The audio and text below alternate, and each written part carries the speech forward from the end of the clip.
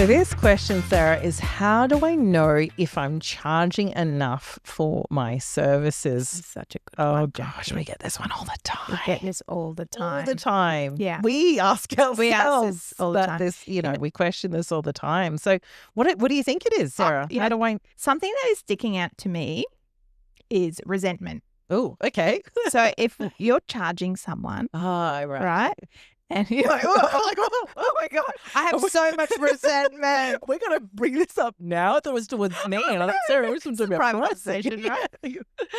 I think if you're charging someone in your business and they buy that product, they buy that service, you give your time, your energy, and you are left feeling resentment in terms of, I'm working so hard and I'm getting nowhere. Yes, yeah. I gave way too much energy to this person and it's not reflected in my price. Yeah. That's a really good sign. Yeah, because over time that resentment's going to build up and it manifests into other things like, I don't want to go to work today. Yes. I don't like my clients. Exactly. You start being grumpy and all sorts of things because you're not actually dealing with what's actually sitting there. Absolutely. Yeah. That's the biggest thing that, you know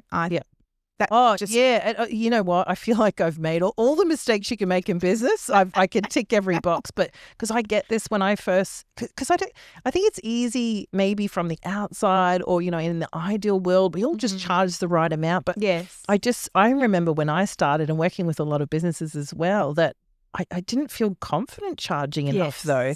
And I remember someone saying to me when I started bookkeeping, they were saying, that's $80 an hour service. And I was charging $30 an hour. And then I employed other people and they weren't working as efficiently. So they actually cost me more than $30 an hour. I was going backwards. But then I didn't know how to have the conversation with the client. I didn't feel confident enough. So that's how I started working so many hours. I was compensating for the fact. Trying to catch up. I was trying to catch up. And I thought, oh no, I couldn't possibly. And then over time I built up. You were the hair. Yeah, I was the hair. I was not the tortoise. I'll tell you that much now. Yeah. And the challenge was so busy going, in survival mode, need to put food on the table, need to pay for staff wages, and was just working like crazy. And it's easy now. And I didn't have a business mentor. I didn't have someone going, you were what? I was 12. I was newborn. I was 18 when I started, 23 when I started my accounting practice. And the other thing is I actually had a business partner who also undercharged himself. So I partnered with somebody who also did the same thing. I remember I was there. Yes, yeah, you were. And you came out and helped. I couldn't afford to pay you. But and it was, and it took, and I'm like, okay, bump it up and incrementally, because we had existing clients and we wanted to honor them because I didn't want to lose them. But there have been times where I've had to make I've just gone, 5 years, I haven't increased our prices and I wasn't working on the business. I took my eye was not on the path, Sarah. I was looking, I don't know where I was looking, but it wasn't on the path, I'll tell you that much. And Ian, and now, but it's crazy because I look at how much we review pricing. Yes. It's something that's front of mind because we're often reviewing. We're keeping our eye on the path. Yeah. But when you don't, that's what happens. Absolutely. When you lack in self-worth and confidence, when you don't have somebody external to say, hey, maybe your price isn't right. And even show that value. I think you can go down the same path that I walked down for many years. And my solution, I see a lot of people just close business and they go, I can't make money, something's wrong.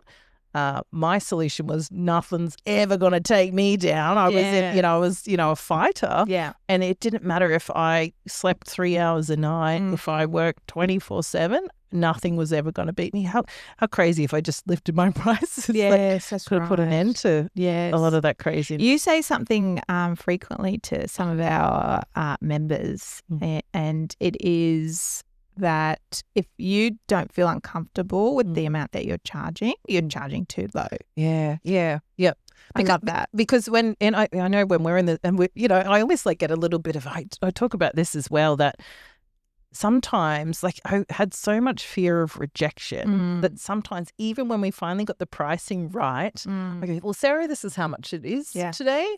But I can give you a discount. But I can give you a discount. I'll give it 20% off. But you don't have to pay it ever. And it was such a reflex. Like, my nervous system was so scared and so nervous. It was so, like, it was such a reflex. And that's something I had to really train and learn it. I don't or I'd send an email and not check my emails for 2 days. Or slide it across the table and then look away. And actually, to be honest, the way I worked around it is I get other team. That was the only way that I could actually increase my prices. I get other people to have the conversation. Now I can have the conversation. A little bit still sits there from time to time, but generally I'm quite confident with those things. But it's hard. And I think I see so many of our community members have the same issue and challenge.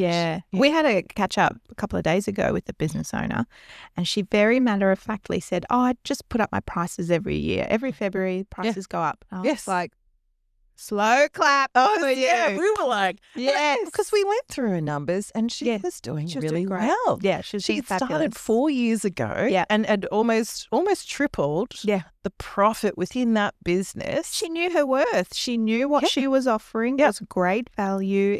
She had the expertise to give it. She knew her market. And she said, this is my price. If you don't like it, then there's someone else that you can go to. She was matter of fact about it. Very matter of fact about it. When we do see, and not to say every one of our members, goes under the same thing. For those who do, you see the difference in their business. You see how much easier it is to run a business. You see that they can hire resources. They can hire coaching. They can go on holidays. They go on holidays. They can take a break. They can do things because ultimately that's what happens when we undercharge. That's what happens. Like you work long hours or you're stressed out of your mind. You don't have time for your children and family or your health because you're compensating for not receiving enough value. That's it. So get ready, everyone. Our prices are going. So get it down. That was a long segue into a price increase, wasn't it? It was. All right, that's all we have time for today. Thank you so much for joining us. Be sure to subscribe, leave us a review. Don't forget to follow us. All the links are in the show notes. Thanks for having us today, guys. We'll talk to you soon. This episode of Serious Business is brought to you by the Business Growth Network. Take 10% off the Momentum membership using the code SERIOUS at checkout. Oh, it's paused. Oh, that's nice. All right. How long did we go for?